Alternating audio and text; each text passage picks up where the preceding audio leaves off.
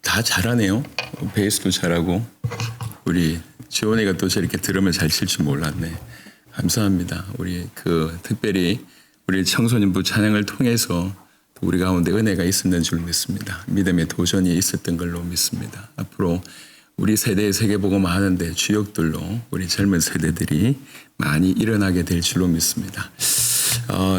잘 알려진 영화의 스토리인데요. 오늘 좀 도움이 될 것 같아서 그 얘기를 잠시 좀 전해보겠습니다. 아버지가 있었고, 근데 이제 결혼을 했는데, 이제 그 배경이 서양이다 보니까 이혼이 많았던 것 같습니다. 그래서 와이프는 재혼을 하고, 하나밖에 없는 딸은 그 이제 재혼한 집에서 잘 자라고 있었습니다. 10대 후반이 됐을 때, 갑자기 파리를 여행하고 싶다고 해서, 아내와 그 새아버지도 허락해주고, 이 당사자도 마지못해서 허락을 해줘요. 이제 파리를 그 친구 둘이 이제 놀러 가게 됩니다. 놀러 갔는데 공항에서부터 잘생긴 남자애가 자연스럽게 접근하면서 이렇게 숙소까지 바래다 주면서 나중에 이제 같이 이렇게 놀자 이런 얘기가 좀 되었던 것 같습니다. 그리고 나서 이제 숙소에 있는데 알고 보니까 이제 잘생긴 남자는 이 범죄 조직의 미끼였던 것 같아요. 납치 조직의 미끼여서 이 납치범들한테 이 주소를 알려준 겁니다. 납치범들이 이제 들이닥쳐요. 그래가지고 여자애들을 이렇게 두 명의 여자애를 막 이제 잡으려고 오는 그런 상황을 이제 이 딸이 빨리 눈치를 챘어요. 급하게 자기 아버지한테 전화를 겁니다. 자기 아버지는 그 CIA 전직 요원이었어요. 그러니까 이제 그 아주 급박한 상황에 딸이 아버지한테 막 전화를 거니까 아버지가 침착하게 얘기를 합니다. 저 침대 밑에 숨어라. 그리고 조직원들의 그 외모가 어떤지, 어떤 말을 하는지, 특이한 점은 뭔지는 자꾸 이렇게 묻습니다. 조용하게 막 급박한 상황에 통화하고 있다가 이제 자기가 숨어있는 그 방으로 들어올 때 침대 밑에서 조용하게 있는데 결국은 이제 들킵니다. 그래서 이렇게 끌려나가면서도 아빠를 계속 부르죠. 나중에 납치범이 통화하고 있으라는 걸 알고 그 전화기를 들고 그 아빠한테 굿럭이라고 얘기합니다. 그리고 이제 조롱하듯이 그리고 이제 전화를 끊죠. 이 아버지가 하루아침에 자기 딸을 잃어버리게 됐어요. 납치를 당하게 됩니다. 그러고 나서 이 아버지가 납치를 당한 아이를 찾기 위해서 파리로 날아갑니다. 그러고 나서 그 모든 단서 하나, 그때 그 납치범의 목소리 그 톤 하나, 그리고 이제 이렇게 조각들 하나하나를 다 수집하고 자기가 동원할 수 있는 모든 정보력과 이미 이제 CIA에서 은퇴했기 때문에 CIA 배경이 될 수가 없어요. 하지만 과거의 친구를 찾아가고 자기가 동원할 수 있는 모든 방법을 가지고 마침내 그 납치 조직을 쳐들어갑니다. 경찰로 위장해서 쳐들어가서 납치 조직에서 이제 박살을 내죠. 그런데 그게 있을 줄 알았더니 이미 아이는 떠나고 없어요. 그런데 이 아이와 비슷한 납치됐던 소녀들이 칸칸마다 방마다 침대에 묶인 채로 마약에 중독된 상태인 거예요. 마약에 중독을 시켜서 도망갈 힘도 이렇게 없도록 그렇게 이제 시킨 거예요. 그래서 이렇게 해놓고 어디를 파냐면 그냥 납치 조직인 줄 알았는데 이게 마약 조직뿐만 아니라 거대한 카르텔을 형성해가지고 전 세계 돈 많은 부호들이 뒤에서 이렇게 범죄하려고 하는 그런 부분에 이 아이들을 이제 팔아넘기는 거예요. 그러니까 이미 이 아이는 이제 다른 데로 옮겨졌어요. 가보니까 거대한 이제 파티가 벌어지는 그런 이렇게 부유층의 고객들 다 모아가지고 파티가 벌어지는 겉으로 볼 때는 파티예요. 하지만 지하에는 이제 안 좋은 사람들이 모여가지고 아이들 한 명 한 명을 경매하기 시작합니다. 그래가지고 경매를 받은 아이를 데리고 이제 가는 거예요. 그러니까 이제 가보니까 이 아이가 자기의 그 딸아이가 마지막 경매를 하고 있다는 걸 알게 됐어요. 결국 그 아이도 팔립니다. 그 아이는 이제 저기 부두에 있는 요트에 옮겨져 가지고 이렇게 떠나가야 되는 그런 상황에 끝까지 쫓아가서 결국은 그 아이를 찾는 이제 영화였습니다. 테이큰이라고 하는 영화예요. 한번 보시면 굉장히 재밌을 겁니다. 리암 니슨이라고 하는 신들러 리스트의 주인공이 이제 아버지로 나와가지고 활동하는 그런 영화였습니다. 참 재밌게 봤습니다. 액션극이고 이제 뭐 이렇게 그 스릴러이지만 사실은 그 이면에는 뭐가 있냐면 아이를 잃은 아버지가 어디까지 갈 수 있는가에 대한 메시지를 주고 있습니다. 이제 사실은 그 보면서 우리가 그렇게 싸움을 할 수는 없고 그 정도로 똑똑한 판단력은 없지만 아비의 마음은 다 동일할 거다라고 생각합니다. 새끼를 잃었는데 어느 누가 가만히 있겠습니까? 새끼 잃은 어미가 어느 누가 가만히 있겠으며 새끼 잃은 아비가 어느 누가 가만히 있겠습니까? 그걸 잘 담아낸 영화라서 아비 된 입장으로서 굉장히 공감을 했습니다. 아이를 잃었는데 그 찾고자 하는 열심, 여러분 이게 사실은 성경에 고스란히 녹아져 있는 얘기입니다. 여러분 성경은요 원래 우리가 하나님 자녀로 지음받았잖아요. 하나님의 자녀로 지음받았는데 굳이 얘기하자면 지금 납치된 상황과 마찬가지입니다. 아까 그 침대에 아무 힘이 없이 마약 중독돼가지고 누워있는 그 딸아이들. 정작 이 아이들은 본인들이 얼마나 심각한지 몰라요. 이미 중독이 돼 있어요. 그리고 일어날 힘도 없어요. 소망도 잃어버렸어요. 그 상황에 누워있는 모습이 사실 우리들의 모습이에요. 예, 그런 사람들을 찾기 위해서 하나님은 열심을 내십니다. 오늘 사실은 제목이 하나님의 열심과 관련되어 있는데 하나님의 열심은 그리스도로 준비하는 열심이다. 이런 제목으로 말씀을 나눌 건데요. 하나님의 열심이라고 하는 구절에 굉장히 잘 나와 있는 본문이 이사야 9장입니다. 한번 보시겠습니다. 오늘 조금 전에 얘기했던 이 예화는 앞으로 오늘 주제를 끌어가고자 하는데 굉장히 유익되는 예화라서 제가 말씀을 드렸고요. 이사야 9장에 6절부터 7절 잘 보시겠습니다. 하나님은 잃어버린 새끼인, 잃어버린 자녀인 우리를 찾기 위해서 사실은 동원할 수 있는 모든 열심을 동원하셨고 그 동원하신 열심이 전부 어디에 초점 맞춰져 있냐면 그리스도에게로 초점 맞춰져 있습니다. 왜 그러냐면 그리스도를 통해서만 우리가 구원받을 수 있으니까. 우리를 구원하고자 하는 그 열심이 그리스도에게 집중되어 있고 마침내 그리스도를 통해서 우리를 구원하십니다. 그게 그대로 녹아져 있는 본문입니다. 이사야 9장 6절에 이는 한 아기가 우리에게 낳고 한 아들을 우리에게 주신 바 되었는데 어떤 한 사람에 대한 얘기를 하고 있습니다. 그의 어깨는 정사를 메었고 정사를 메고 있다는 얘기는 통치자라고 하는 얘기입니다. 그의 이름은 기묘자라. 그 어떤 분보다 놀라운 분이시고 모사라. 그 어떤 분보다 우리를 잘 알고 있는 분이시란 뜻이고 전능하신 하나님이라 영존하신 아버지라. 변함없는 아버지시다. 우리와 변함없이 우리에게 하신 약속을 지키시는 건 아버지시고 우리에게 평강을 주시는 왕이라 할 것입니다. 이분이 바로 그리스도이신데 7절에 그 정사와 평강의 더함이 무궁하며 또 다윗의 왕자와 그의 나라에 군림하여 그 나라를 굳게 세우고 지금 이후로 영원히 정의와 공의로 그것을 보존하실 것이라. 그분이 오셔서 정사와 평강의 무궁함이 더 이상 그런 평안함이 없을 정도로 완벽한 은혜와 완벽한 통치를 하실 완전한 나라를 세우시는데 그것이 영원히 진행될 것이다라고 얘기합니다. 그러면서 맨 마지막에 이런 말씀을 더하십니다. 만군의 여호와의 열심히 이를 이루시리라. 하나님이 택하실 자들을 반드시 건져내시고 그리고 영원한 하나님의 나라가 곧 임하여서 그 영원한 하나님의 나라에서 영원한 평강을 누리게 하는 바로 그 열심, 그를 틀림없이 그 하나님의 열심이 이루실 것이다. 지금 우리는 그 과정을 보고 있고요. 머지않아서 우리는 영원한 하나님의 나라에서 이 하나님의 열심이 이루어지는 것을 직접 목도하는 그런 은혜가 있을 것입니다. 그래서 오늘은 이 하나님의 열심을 여러분들한테 좀 보여주고 싶습니다. 그래서 오늘은 사실은 제가 시간을 지키려고 굉장히 노력할 겁니다. 하지만 다룰 내용은 사실은 굉장히 방대한 내용을 다룰 겁니다. 구약에 있는 많은 내용들을 다루면서 요시는 다 기억 못해도 괜찮습니다. 대신 새끼 잃은 어미가 새끼를 건지고자 하는 그 열심이 어느 정도였나 이것만 여러분 이해하시면 됩니다. 다른 말로 얘기하면 우리가 바로 그 대상입니다.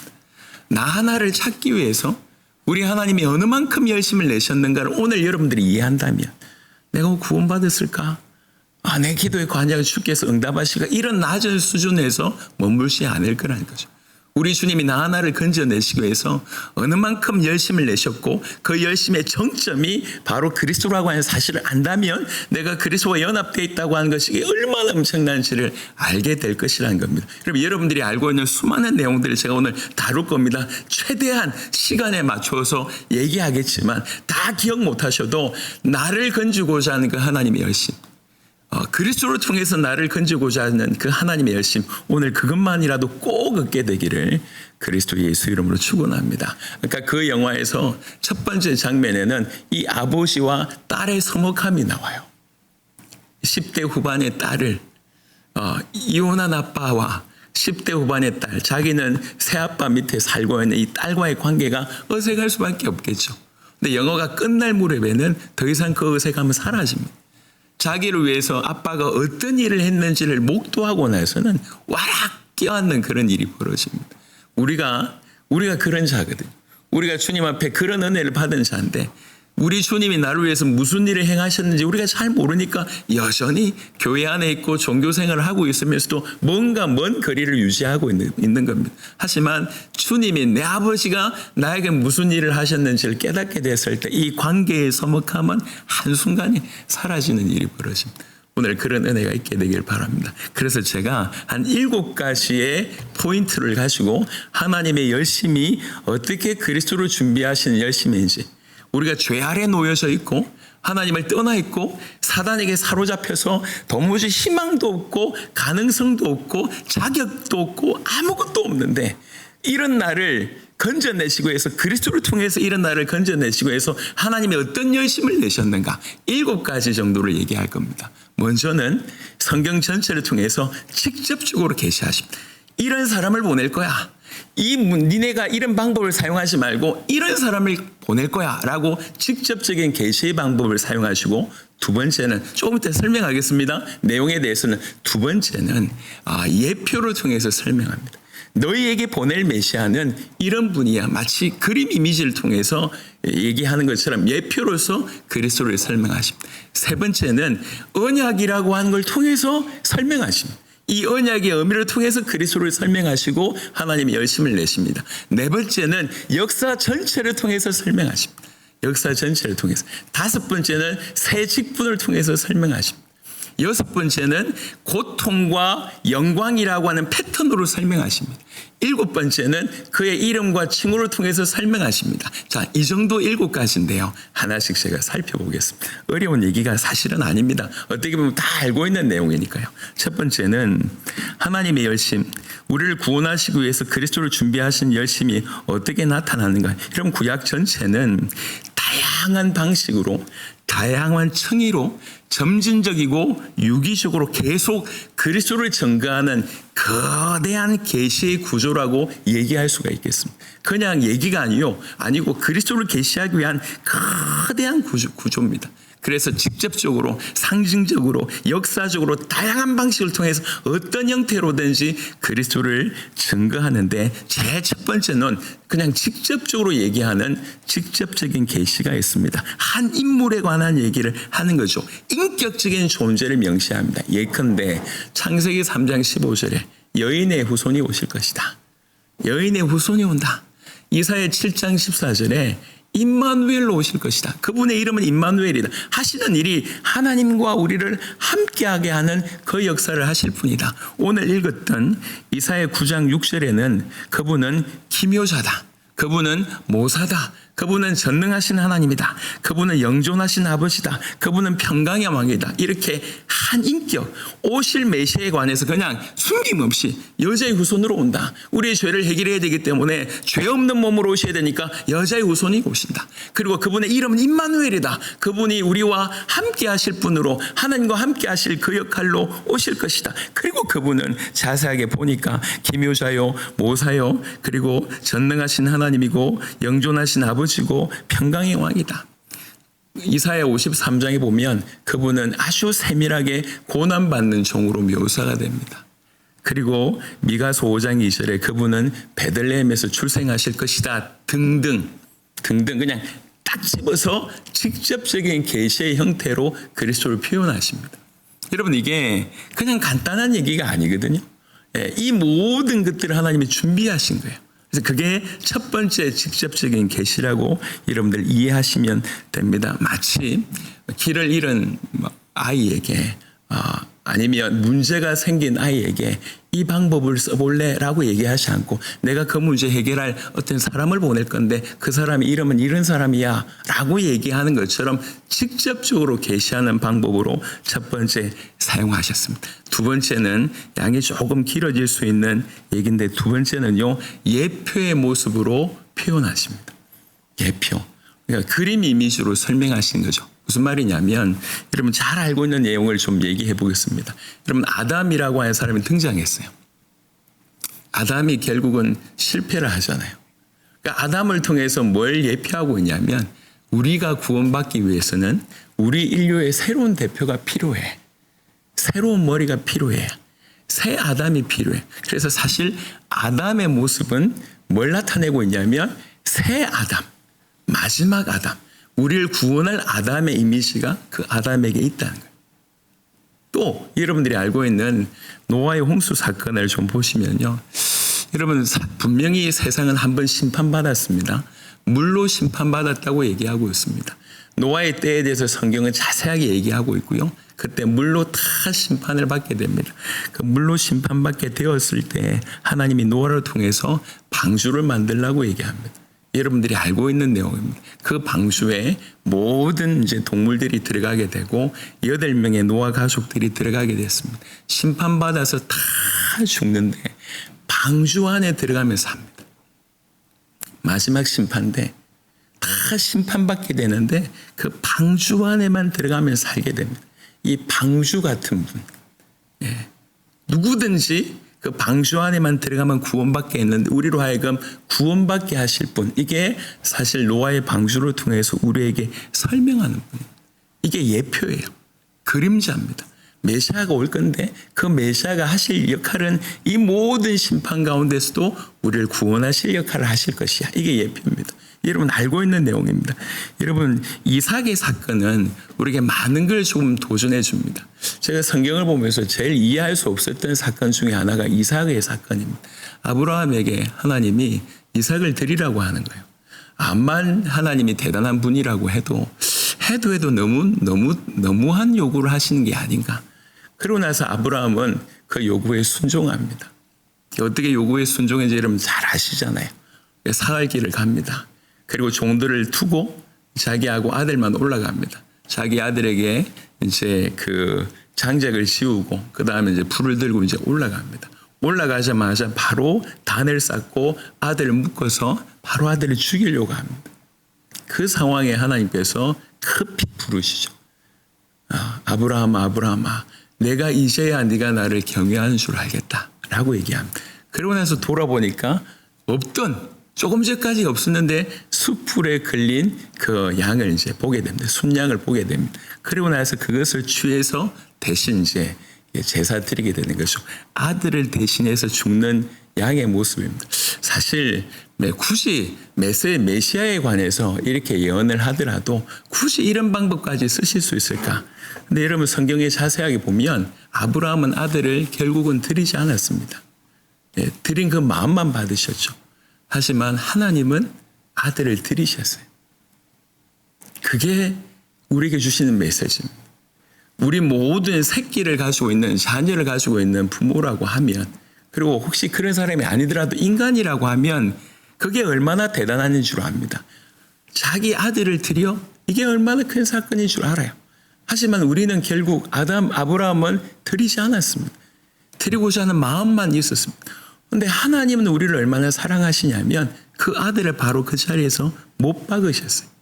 여러분 아브라함의 사랑도 대단하지만 하나님이 우리를 얼마나 사랑하시는지를 그 아브라함을 통해서 이해시킨 거예요. 우리에게. 너희에게 내 아들을 주겠다. 저 순양으로 예표되는 너희를 대신해서 죽을 자를 보내겠다. 이게 아버지가 설명하는 그리스도에 대한 얘기입니다. 여러분 하나님은 능력이 있기 때문에 이제 그냥 이렇게 적당한 때에 한번 어떤 특별한 사건, 십자가의 사건을 통해서만이라도 일하실 수 있습니다. 하지만 역사 2년 이내에 내도록 그 십자가에 선 그리스도를 준비하기 위한 하나님의 작업들, 하나님의 준비는 철저히 했습니다. 그 테이큰이라고 하는 영화를 보면 이미 납치되어 있는 그 딸을 찾기 위해서 정말 치밀하게 연구한, 어느 정도냐면 이 납치했던 사람이 저 유고슬라비아인가 출신인가 그래요. 그 출신이 발음하는 군덕, 이거를 이 한마디를 알아듣기 위해서 계속 듣습니다. 그 사람의 발음. 직접 만났을 때 그 사람의 군덕 했을 때 말을 알아듣기 위해서 그 얘기를 계속 들었습니다. 내 딸을 납치한 그 사람의 음성을 계속 들어요. 계속 딱 한 번 그 사람이 굿럭이라고 한 발음을 딱 했을 때 알아들을 만큼 계속 듣는 거예요. 자기 딸을 살리기 위해서. 그게 아버지의 열심이라고 그 영화에 새기고 있습니다. 예, 우리를 건져내시기 위해서 주님은 능력이 있으시니까 저 뒤에 가만히 있다가 한 번씩 그냥 말로 적당하게 때우는 그런 수준이 아니에요.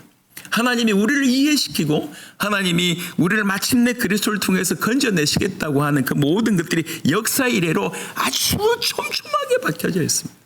이삭 드리는 사건은 우리에게 도대체 그리스도가 누군지를 설명하는 겁니다. 좀 능력 있는 분이 가서 다 정리하고 다 해결할 거야 이런 얘기를 아니에요. 이런 얘기를 하는 게 아니에요. 그거는 내 아들이다.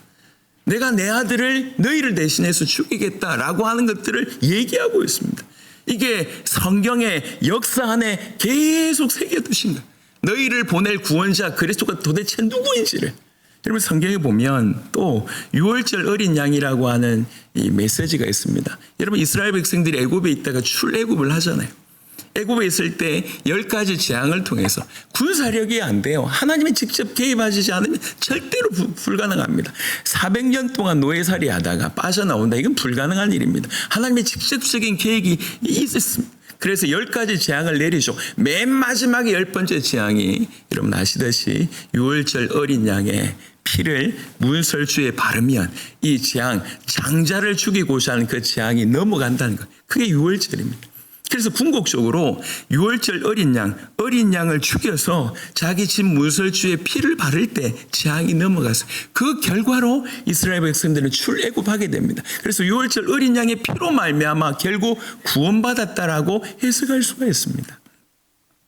내가 너에게 보낼 그 메시아는 그분의 피로 너희를 구원할 메시아야라고 하는 것을 역사를 통해서 밝히십니다. 여러분 이거 하나 설명하기 위해서 이스라엘 전체를 400년 동안 노예 생활하게 하신 거예요. 이거 하나를 설명하기 위해서 이스라엘 민족과 애굽이라고 하는 민족을 사용하신 거예요. 이거 하나를 우리에게 보여주기 위해서. 여러분 우리는 바로 그 수혜자예요. 하나님의 모든 열심은 한 사람 그리스도에게 집중되어 있고 또 그리스도를 통해서 궁극적으로 당신의 잃어버린 자녀인 우리를 건져내고자 하는 그 모든 계획입니다. 즉 우리는 이 모든 하나님의 열심이 결국 나 때문이라는 거예요. 여러분 제가 지금 여러분에게 성경 얘기 정도 얘기하는 게 아닙니다. 단순한 성경에는 이런 일이 있었다 그 얘기를 하는 게 아니에요. 우리가 그렇게 들으니까 우리 신앙생활에 변함이 없는 겁니다. 이 모든 얘기는 우리에 대한 얘기예요. 그리스도에 대한 얘기, 그리스도로 말미암아 우리를 건지고자 하는 얘기가 성경 얘기입니다. 이 얘기가 내 얘기라고 들릴 때 우리 인생이 바뀝니다. 지금 전쟁의 상황이잖아요. 앞으로 무슨 일이 어떻게 될지 모르겠지만 이런 일이 계속 놀라고 있습니다. 이런 일이 내 생에 일어나는구나. 이런 일이 벌어지고 있구나. 이런 일이 전쟁이 조금 더 지속되면 사재기부터 시작해서 우리나라뿐만 아니라 전 세계가 일시에 혼란 속으로 접어들 겁니다. 이미 우리는 팬데믹을 경험해 봤잖아요. 우리 인생에 없던 일입니다. 예. 많은 것들이 지금 영원할 것 같은 것들이 막 흔들리고 있습니다. 개인적으로는 어땠습니까? 개인적으로도 수많은 문제가 한꺼번에 지금 몰려오고 있습니다. 경제 문제부터 시작해서 수많은 문제. 여러분 우리가 올바른 하나님에 대한 신앙 그리고 그분이 그리스도를 통해서 오직 복음을 통해서 우리를 붙잡았다고 하는 것이 실제가 되지 않으면 이 절대로 못 이겨냅니다. 과거에 우리가 그냥 주일마다 교회 출석했던 그런 종교생활로는 절대로 이겨낼 수가 없습니다. 정말 하나님의 말씀이 나에게 주신 말씀이고 나를 구원하고자 하는 말씀이고 오직 나는 그리스도의 복음이라고 하는 것만 필요하다라고 하는 것들이 우리 손에 딱 이렇게 새겨질 때만이 이 모든 문제 가운데서도 믿음으로 승리할 수가 있습니다. 오늘 찬양도 그런 찬양들이 대부분이지 않습니까? 여러분, 문제가 없을 땐 죄송하지만 믿음을 사용할 이유가 없어요. 문제가 없을 땐 믿음이라고 하는 거 필요 없어요. 그냥 하던 대로 하면 되지. 근데 왜 믿음이 필요하냐면 어느 순간 보니까 우리가 이길 수 없는 상황이 자꾸 닥치는 거예요. 그때 하나님께서 우리에게 믿음을 계속 사용하게 하면서 근본적인 믿음에 깨닫게 되는 그런 은혜를 하나님 허락하시는 것입니다. 그래서 오늘도 과거의 구약의 그냥 얘기라고 듣지 마시고 하나님이 우리를 어떻게 준비시키셨는지, 우리를 구원하기 위해서 그리스도를 통해서 어떻게 말씀하셨는지 여러분들이 보시면 된다는 것입니다. 또 하나는 제가 지금 두 번째 얘기를 하고 있습니다. 직접적으로 계시하셨다. 그 다음에 모형을 통해서 우리에게 그리스도를 설명하셨다. 그 모형 안에 아담과 노아의 방주와 이삭을 대신한 순양과 유월절 어린 양에 관한 얘기를 했습니다. 성막에 관한 얘기도 마찬가지입니다. 그러면 성막은 그 안에 상징하는 바가 많지만 이스라엘 백성들이 거하는 그 한가운데 주님이 임하시는 성막이 존재했습니다. 그러니까 우리 가운데 주님이 임하셨다는 얘기예요. 우리 가운데 우리 주님이 거하셨다는 얘기예요. 하지만 그곳을 들어가려고 하면 반드시 중보자가 필요하고 피가 필요합니다. 그가 아니면 주님께로 가까이 갈 수가 없어요. 예. 하나님이 가까이 가시지만 우리가 중보자가 아니면, 피가 아니면, 다른 말로 우리의 속죄가 아니면 그분을 만날 수가 없습니다. 그러니까 우리 가운데 임하시면서 우리로 하여금 하나님 만나게 하시는 그 역할, 그게 성전인데, 그게 성막인데 사실 그리스도 예수께서 이런 역할로 오신다는 거예요. 우리 가운데 임하시면서 그분을 통해서 우리는 하나님을 만날 수 있게 되는 그 일이 임한다는 겁니다. 그래서 여러분 성경에 보면 왜 이렇게 자세하게 설명했을까? 예. 출애굽기 같은 데 보면, 레위기 같은 데 보면 아주 자세하게 성막과 제사에 관해서 쭉 풀어냅니다. 우리가 성경 읽기를 여러 번 시도하다가 창세기는 그나마 버티는데 출애굽기 전반주기도 좀 괜찮아요. 그래도 이야기니까 흘러가는데 출애굽기 후반부터 시작하면 굉장히 힘들어집니다. 레위기까지 통과해야지 그 다음에 성경 읽히는데 레위기는요 제가 수십 번 읽었거든요. 지금도 무슨 말인지 모르겠어요. 읽을 때마다.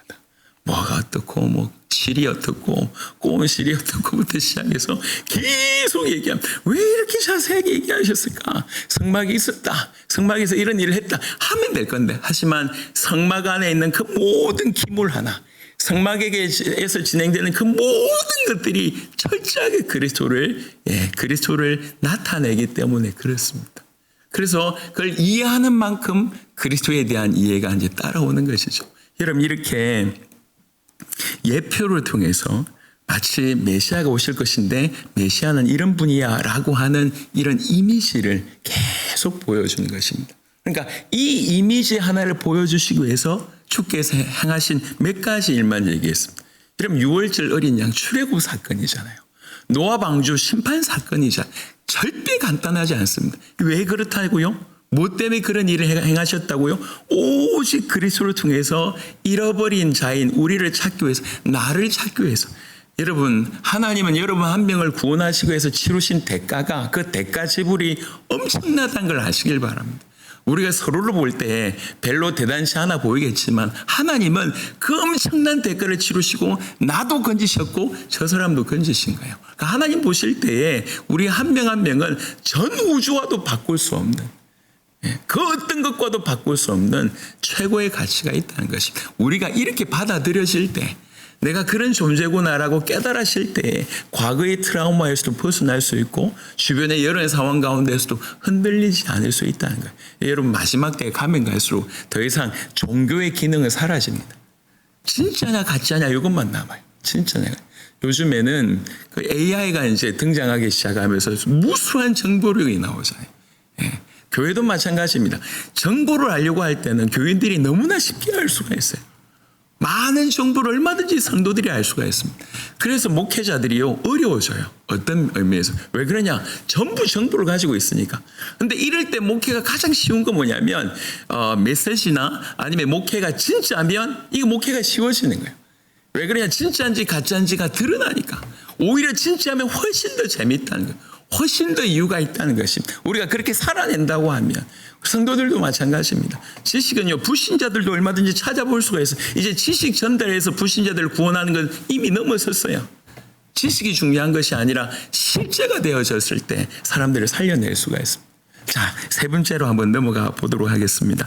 우리 주님의 열심, 우리를 구원하시고 해서 그리스도를 준비하신 열심이었습니다. 그 그리스도를 준비하신 열심의 첫 번째는 직접적인 계시를 하셨다. 두 번째는 모형을 통해서, 예표를 통해서 우리에게 그리스도를 알려주셨다. 세 번째는 언약을 통해서 우리에게 이 세계복음화 내시는 이 역사의 구조를 언약을 통해서 하나님께서 설명하십니다. 여러분, 언약은 단순한 약속이 아닙니다. 언약은 마치 뭐와 같냐면 역사에 면면하게 흐르는 뼈대, 설계도와 같습니다. 예. 건물을 지을 때 설계도가 사실은 구조를 다 결정하잖아요. 예를 들면 이런 겁니다. 창세기 3장 15절에 보면 우리 주님이 약속하셨습니다. 여인의 후손이 와서 뱀의 머리를 상할 것이다. 그래서 역사의 구도는 여자의 후손과 뱀의 구도예요. 사탄의 구도입니다. 이렇게 되어 있어요. 그러다가 마침내 여자의 후손이 뱀의 머리를 깨뜨리는 형태인 거죠. 이게 역사 이면에 흐르고 있는 딱 뼈대입니다. 구조.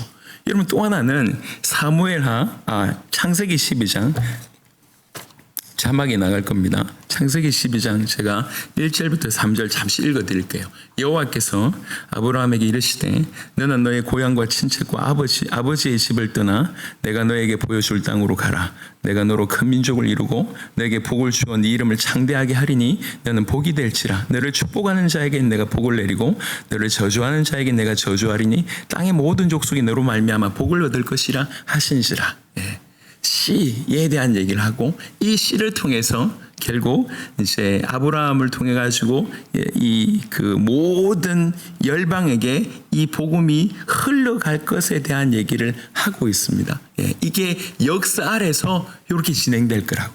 복의 근원이라고 하는 이 한 씨를 통해서 복이 열방으로 흘러가는 그게 역사 아래서 이렇게 구조가 형성이 된다는 거죠. 그래서 언약은 단순한 약속 하나가 아닙니다. 역사를 구조하는, 설계하는 내용입니다. 그러니까 아까 여자의 후손과 그 다음에 어떤 뱀의 어떤 그 대결 구도가 역사 이면에 아주 촘촘하게 놓여져 있고, 또 한편으로는 이 씨로 오실, 이 아브라함으로 얘기하고 있는 이 씨를 통해 가지고 결국 복이 열방으로 흘러가는, 그리스도가 오셔가지고 그리스도로 말미암아 열방에 복음이 전해져서 구원받게 하는 이것들이 약속입니다. 약속을 통해서 그 역사 안에서 그 구조를 세우신 겁니다. 사무엘하 7장도 설명해 보면 사무엘하 7장 16절에는 네 집과 네 나라가 내 앞에서 영원히 보존되고 네 왕위가 영원히 견고하리라 하셨다 하라라고 되어 있습니다. 여기에는 다윗 언약이라고 얘기합니다. 왕으로 오셔서 영원한 나라를 세우실 것에 대한 얘기를 하고 있습니다. 예수님은 이 땅에, 그리스도는 이 땅에 왕으로 오셔서 결국 영원한 하나님의 나라를 세우는 쪽으로 흘러가잖아요. 이게 역사 아래서 진행될 거거든요. 뼈대처럼, 설계도처럼.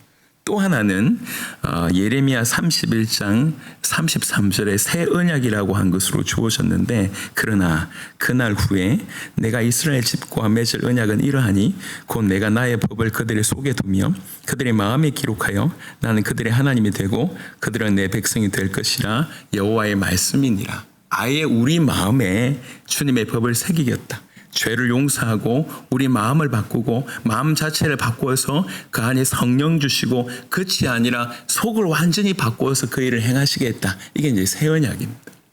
그러니까 이 언약들은 단순한 어떤 맨날 며칠에 이런 일을 행할게라고 하는 수준이 아니라 이 언약은 이 언약의 실제가 되시는 그리스도를 통해서 그리스도를 향해 가고 있는 역사 안에서 있던 중요한 구조적인 부분으로 형성하고 있는 것이 이 언약을 통해서 우리에게 메시아를 설명하는 부분입니다.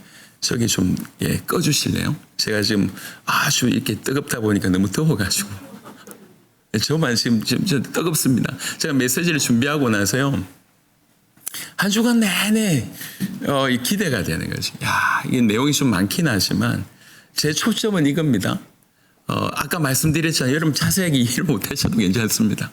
언약을 통해 가지고 이렇게 면면이 흘러오는 거, 이거 사실은 교회를 좀 경험했던 분들이나 또 성경을 좀 읽어봤던 분들은 이 말을 하면 이해가 되지만, 우리 초신자들 이제 새가족들도 있는데, 제가 최고의 고민은 그 새가족이었어요. 이거 알아들을까라고 생각하다가 중요한 거는 못 알아들어도 괜찮다. 중요한 건 뭐냐면 하나님이 나 하나를 건져내시고 해서 얼만큼 열심히 내셨는가, 이것만 전달됐으면 좋겠다.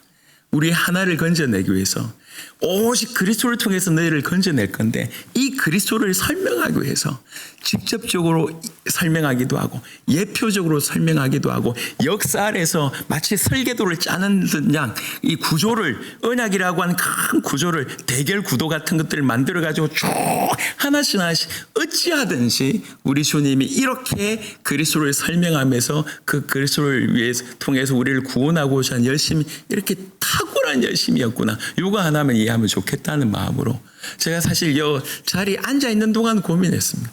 이걸 저 새가족들이 알아들을까? 아니면 초신자들이 알아들을까?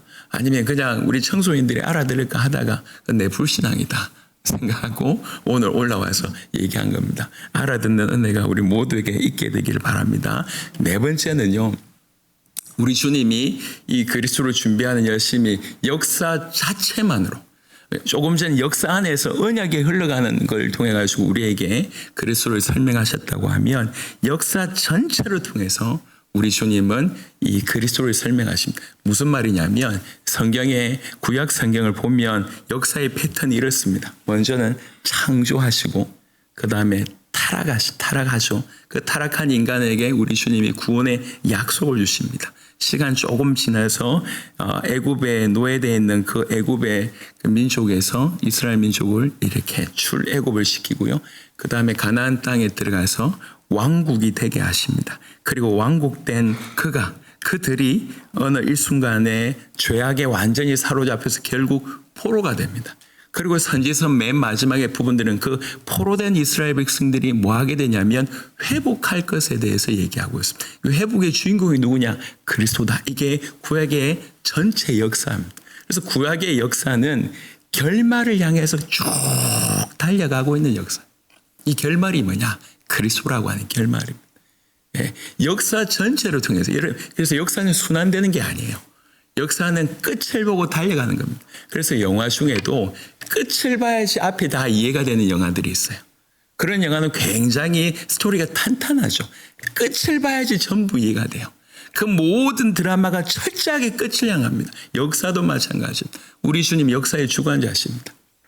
역사 전체를 통해서 설명하십니다. 우리에게는 진정한 회복이 필요한데 그 회복이 그리스도 안에 있다. 그리스도를 통해서 우리를 회복시킬 것이다. 그래서 이 모든 역사를 주관하신 이유가 뭐라고요? 그리스도를 통해서 잃어버린 새끼인 나를 건져내기 위해서 우리 주님이 이 일을 행하셨다. 여러분, 우리가 주님이 나를 구원하신 게 정말 맞습니까? 주님이 나를 구원하셨다고 얘기할 때 이 얘기는 단순한 얘기가 아니에요. 우리는 지금 이 얘기를 살펴보고 있어요. 나 하나를 건져내기 위해서 주님이 무슨 일을 하셨는가? 나 하나를 건져내시기 위해서 주님이 그동안 무슨 준비를 해오셨는가? 나 하나를 건지기 위해서 우리 주님이 무슨 대가를 치르셨는가? 역사 전체를, 우주 전체를, 그 모든 때를, 모든 사건을, 중요한 사람을, 심지어 노아의 심판이라고 하는 그 사건, 출애굽이라고 하는 그 위대한 사건들을 다 준비하셔서 이 모든 것들을 통해서 그리스도를 우리에게 보여주셨고, 마침내 그리스도를 통해서 우리에게 참된 구원을, 참된 건짐을 받게 하기 위해서 우리 주님이 그 일을 행하셨다고 하는 것입니다. 그리고 다섯 번째, 하나님의 열심은 그리스도를 준비하는 열심인데, 다섯 번째는 이 직분을 통해서 우리에게 설명하시는 방식입니다. 그러니까 세 가지 직분이 나옵니다. 이런 구약에는 끊임없이 세 가지 직분이 등장합니다. 왕이 등장하고 선지자들이 등장하고 제사장이 등장합니다. 왜? 우리 하나님은 얼마든지 다른 방식으로 하실 수 있는데 계속 이 직분자를 등장시키실까요? 이 선지자가 하는 일은 하나님 말씀을 전하는 사람입니다. 하나님 말씀을 전해서 하나님의 뜻을 알게 하고 백성들로 하여금 하나님 앞에 무릎 꿇어서 하나님을 만날 수 있게 하는 역할, 그게 선지자의 역할입니다. 제사장의 역할은 제사를 지내주면서 하나님께 예배 드릴 뿐만 아니라 백성들의 죄를 사해 주는 그런 중보의 역할을 하는 사람이 제사장입니다. 왕은 당연히 통치하는 역할을 할 뿐만 아니라 적에서 우리를 보호하는 역할을 합니다. 요 세 직분을 계속 얘기하고 있습니다. 왜 그렇습니까? 우리가 익히 아는 바 우리 모든 인생의 문제는 육신의 문제가 아닙니다. 이건 드러난 문제예요. 여러분 돈 문제 다 드러난 문제입니다. 정신의 문제 드러난 문제예요. 관계의 문제 드러난 문제입니다. 누차 얘기하지만 정상과 원인은 다르다고요. 정상을 원인이라고 생각하면 안 돼요. 나타난 이 모든 정상들의 가장 큰 원인은 우리가 하나님과 떠나 있다는 겁니다. 그분과 끊어져 있다는 겁니다.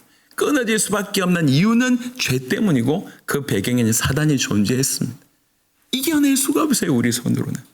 그래서 메시아를 약속하신 것입니다. 메시아는 그리스도라고 하는 단어이고 그 그리스도는 왕, 제사장, 선지자의 이미지가 그 안에 숨어 있습니다. 그 그리스도가 우리를 사단 가운데서 건져내고 우리 죄를 해결하고 하나님과 단절된 우리로 하여금 하나님 만나는 그 일을 하실 것이다. 그래서 왕, 제사장, 선지자의 직분을 계속 얘기하셨던 것입니다. 여러분 우리가 어느 순간에 여러분 그렇습니다. 진실로 내 문제가 죄의 문제라고 고백되는 순간 나의 문제가 가장 큰 나의 문제가 하나님과 단절된 문제라고 인식되는 순간 하나님을 떠나 있는 죄 가운데 있는 또 사단의 배경 가운데 내가 있다고 하는 것이 깨달아지는 순간 우리는 그리스도에 대해서 목숨 걸게 됩니다. 제가 지난 적지 않은 시간 동안에 계속 복음 전하고 있습니다. 하지만 늘 얘기를 하지만 이 복음이 너무 크다는 사실이 제가 너무 답답하다는 느낌을 계속 받아요. 더 알고 싶은데 더 깨닫고 싶은데 너무 크니까요.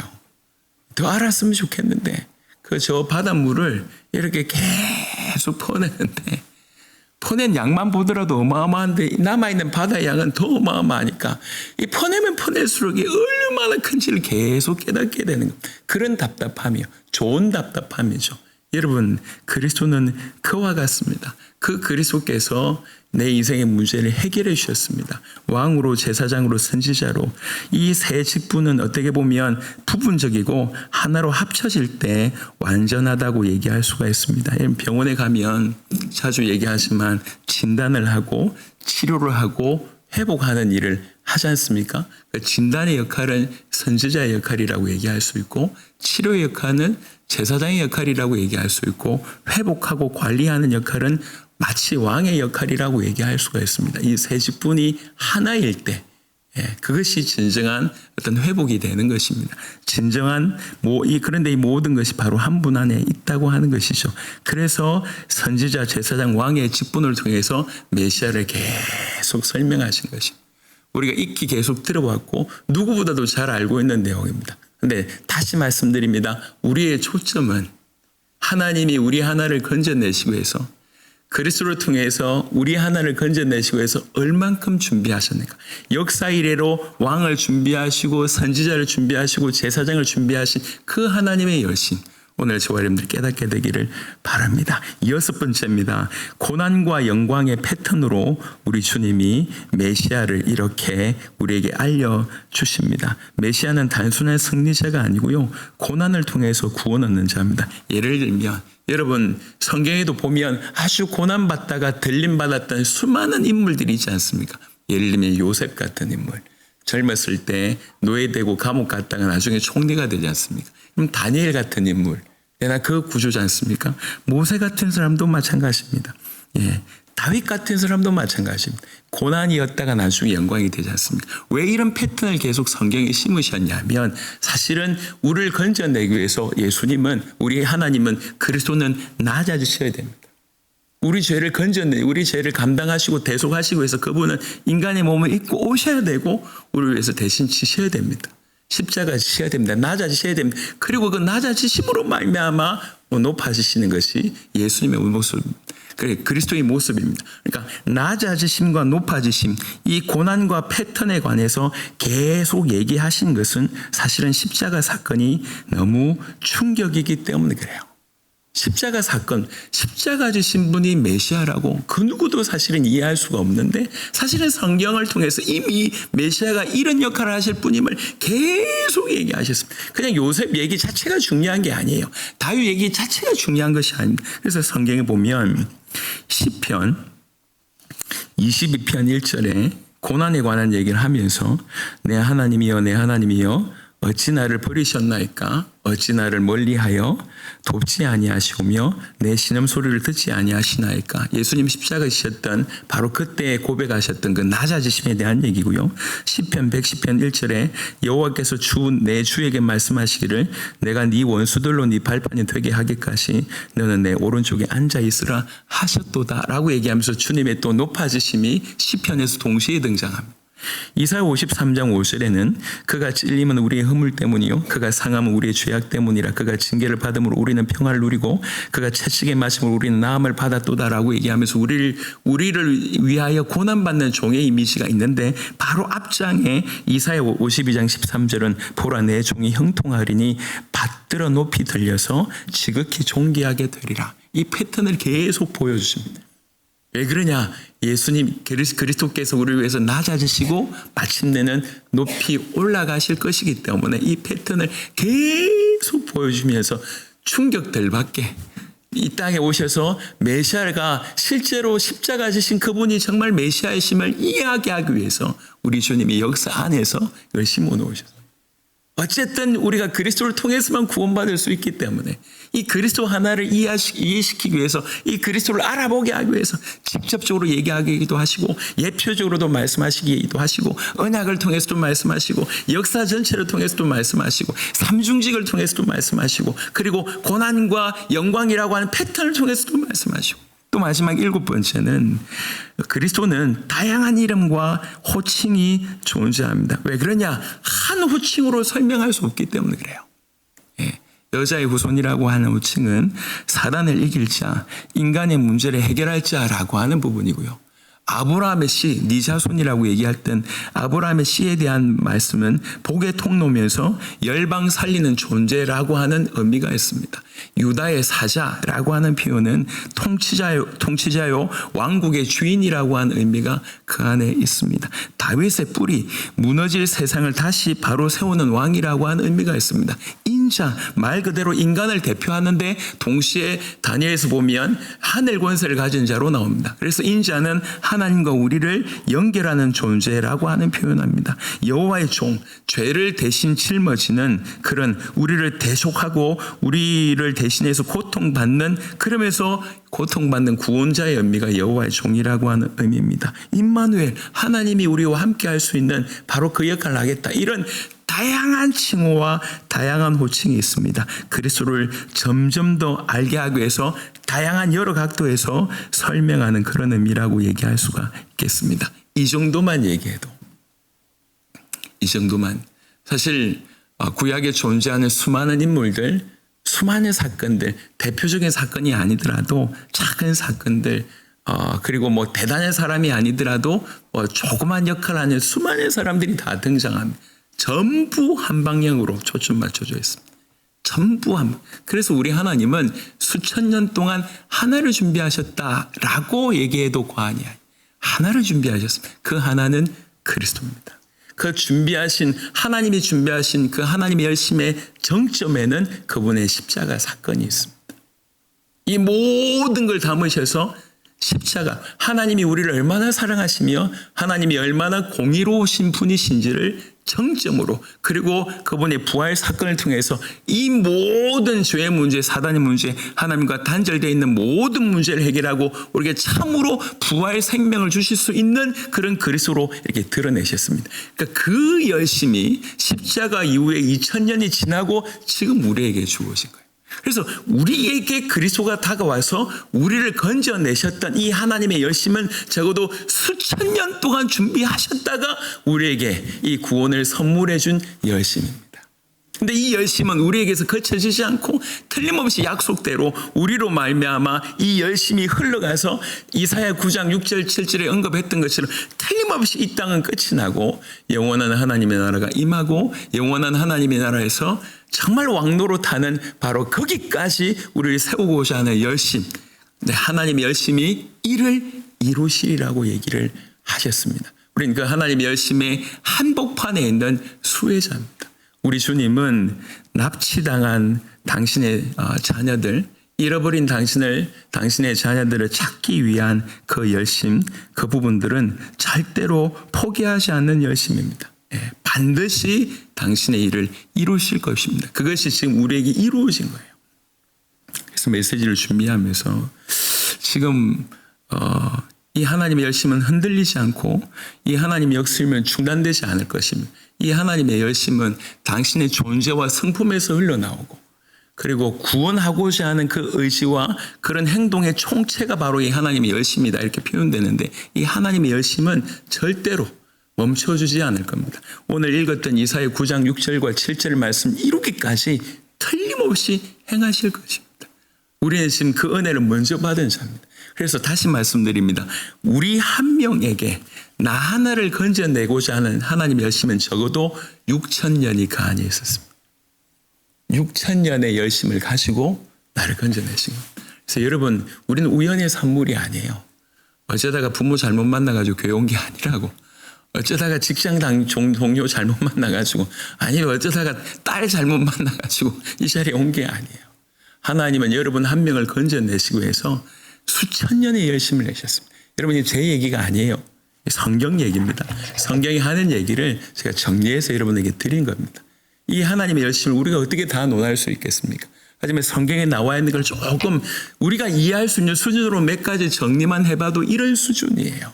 이런 열심으로 그리스도를 준비하셨고 그 그리스도로 말미암아 우리 가슴에 새기는 데까지 적어도 우리 입장에서는 내 한 명의 입장으로는 역사 시작한 이래로 6,000년이 걸렸습니다. 그 은혜가 지금 우리 가운데 있는 것입니다. 그래서 여러분이 한 명 한 명의 가치는 우리 하나님의 6,000년의 열심의 가치, 노력의 가치가 우리에게 그대로 있는 것입니다. 아까 제가 영화를 말씀을 드렸습니다. 그 마지막 장면 보면서 저도 가슴이 뭉클했습니다. 그 서먹했던 딸아이가 10대 후반에 그 딸아이 뻔할 거 아니에요. 그 서먹했던 딸아이가 아빠가 자기의 모든 것을 걸고 자기에게 찾아왔을 때 눈물이 안 날 수가 없는 거예요. 와락 끼얹는 그 장면에서 가슴이 뭉클하더라고요. 원래 그 아빠는 그런 아빠였어요. 몰랐을 뿐이지. 어떤 상황만 벌어져도 그 아빠는 그렇게 할 아빠였어요. 원래 그런 존재였어요. 딸은 그걸 몰랐던 거죠. 그러다가 만나서 완전히 달라졌습니다. 마찬가지입니다. 여러분, 지금 우리 하나님은 여전히 우리를 사랑하시고 그 열심으로 그리스도를 보낸 그 열심으로 우리에게 더욱 그리스도를 붙들게 하시고 그리스도와 함께 전 세계를 살릴 그 일을 지금도 그 열심 가지고 우리에게 임하고 계십니다. 대하고 계십니다. 요는 뭐냐면 우리가 몰랐다는 거예요. 우리가 이 정도일 줄 몰랐다는 거예요. 하나님 나를 이토록 사랑하실지 그 그리스도를 통해서 그 그리스도를 죽이시면서까지 우리를 사랑했다는 그 농도를 우리가 몰랐다는 거예요. 그래서 신앙생활은 어려운 거 아닙니다. 그 사랑을 이해하는 순간 하나님의 말씀을 통해서 그것을 내 것으로 받아들이는 순간 생명으로 사는 겁니다. 종교 껍데기가 아니고요. 생명으로 사는 거예요. 그러니까 상황은 얼마든지 달라질 수 있습니다. 하지만 우리가 그 사랑을 확인하고 그 사랑의 정점인 그리스도를 붙잡는 그 순간부터 우리는 더 이상 나를 위해서 살 수가 없는 것이죠. 이 그리스도가 내 안에 주어졌던 이것이 얼마나 엄청난 줄 알고 여전히 진행되는 그 하나님의 열심에 자기를 동참시키는 인생으로 살아갈 수밖에 없다는 것입니다.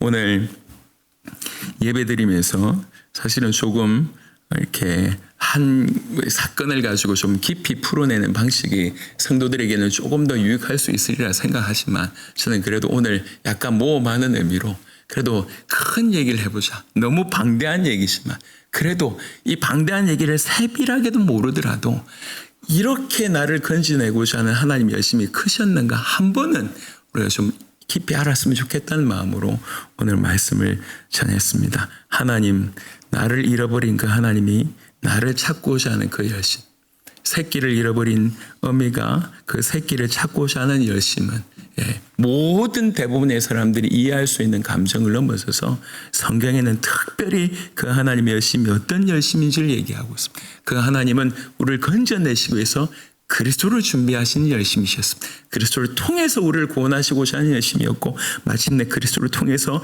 열방에 이사야 9장 6절 7절 그대로 이루실 그 열심으로 지금도 우리 주님 행하시고 계시고 그 열심의 최대한의 수혜자가 우리다. 우리는 그런 은혜를 받은 존재다. 그래서 더 이상 하나님 나를 사랑하실까라고 하는 수준으로 계속 머물지 마시고 나 같은 거 기억하실까 이런 수준, 내 기도를 들으실까 이런 수준으로 얘기하죠. 그냥 여러분이 아버지한테도 물어보세요. 아빠 나한테 관심 있습니까? 한번 물어보시라니까. 여러분이 못 느낄 뿐이지. 어제 제가 이제 저녁에 이 10시에 우리 국제제자 예배에 참여했었습니다. 오늘 아버지가 갑자기 찾아오셔서 물어보시더라고. 야, 너 부었냐? 살이 찐 거냐? 이렇게 물어 갑자기 뜬금없이. 아침에 안 그래도 이제 눈탱이 뭐 이렇게 잘 안 돌아보는데 아버지가 오셔가지고 방에서 살이 찐 거냐 부은 거냐 이렇게 얘기하시길래 답을 못 하고 있었는데 갑자기 하신 말씀 어제 영상으로 너 보니까 영 못 보겠더라 이렇게 얘기를 하시는 거예요. 그래서 나는 생각지도 못했던 얘기인데 나는 내가 볼 때 좀 괜찮은 것 같은데 부어 보였던 모양입니다. 여러분 부모님한테 물어보시라니까 아빠 나한테 관심 있는지 엄마 나한테 관심 있는지 물어보시라니까. 얼마나 말도 안 되는 얘기예요. 얼마나 기가 막힌 얘기입니까? 근데 우리는 여전히 그런 수준으로 살아가고 있으니까 하나님이 나를 얼마나 사랑하시는지 얼마나 열심으로 나를 구원하시는지 우리가 모르니까 겨우 한다는 수준이 그런 수준의 질문을 하고 있고 그 정도의 수준으로 믿음에 머물고 있다고 하면 어떻게 우리가 주와 복음을 위해서 인생을 드리는 삶을 살 수 있겠냐 말입니다. 다시 말씀드립니다. 하나님의 열심은 우리를 구원하시는 열심이었고 역사와 모든 것을 총동원하는 열심이었고 그 열심은 그리스도를 통해서 우리를 구원하고자 하는 열심이었습니다. 성경 전체에 하나님 우리를 구원하시기 위해서 그리스도를 준비하시는 열심 그것이 성경의 얘기라고 오늘 여러분에게 말씀드렸습니다. 그 수혜를 저와 여러분들이 받고 있습니다. 이 하나님의 열심은 우리를 넘어서 반드시 이사야 9장 6절 7절 말씀들을 틀림없이 성취하실 것입니다. 이 열심에 이 하나님의 열심에 우리도 반응하는 저와 여러분 되시기를 그리스도 예수 이름으로 축원합니다. 아멘.